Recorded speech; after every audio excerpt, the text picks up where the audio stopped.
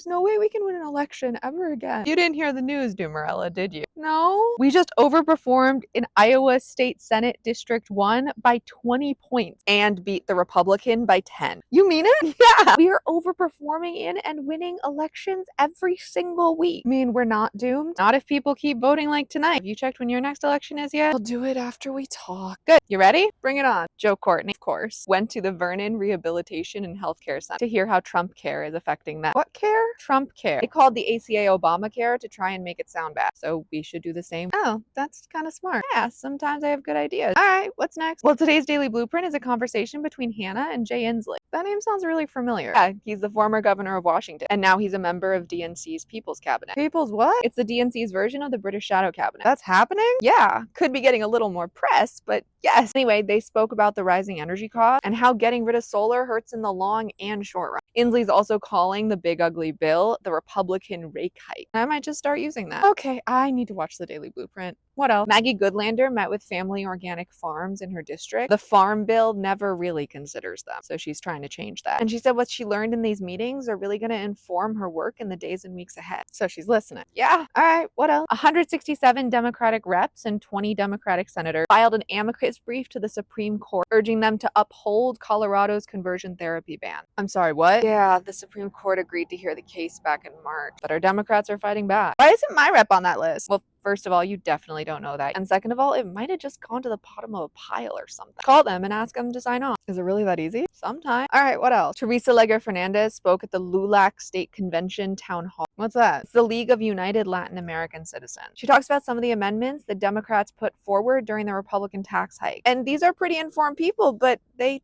didn't know. You can actually hear someone in the audience screaming, "Really?" That's why it's so important for me to do this, because most people just don't know what the Democrats are doing. Yeah, before we started talking, I wasn't paying attention either. I know, but you are now, and that's what matters. Okay, what else? This is Veronica Escobar, and she knows that not everyone can make a town hall, so she comes to her constituents. What do you mean? Well, she worked with the city of El Paso and Sun Metro, told her constituents a day in advance what bus she was going to be on. She sat on the bus and talked to constituents. I never heard about this. Yeah, neither did I. And there's not a single article about it either. I only know because of her video. You really are doing the work for everyone, aren't you? As of right now, yeah, but I hope that changes in the future. And that ends this installment of Dumarella Gets School. If you made it to the end of this post, comment with 7 words to help the algorithm. And a ballot box, because pretty incredible things can happen when we actually vote. And if you watched or read any of these stories, comment with what you learned. And a bus, because Veronica Escobar's creativity needs a whole lot more attention. Our voices are our superpower, but only when we use them.